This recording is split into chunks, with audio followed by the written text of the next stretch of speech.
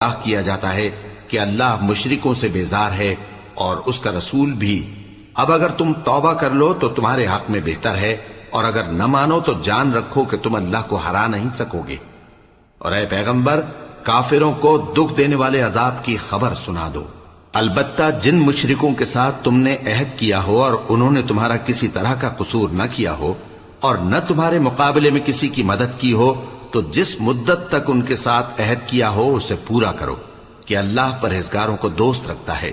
پس جب عزت کے مہینے گزر جائیں تو مشرکوں کو جہاں پاؤ قتل کر دو، اور ان کو پکڑ لو اور گھیر لو، اور ہر گھات کی جگہ ان کی طاق میں بیٹھے رہو۔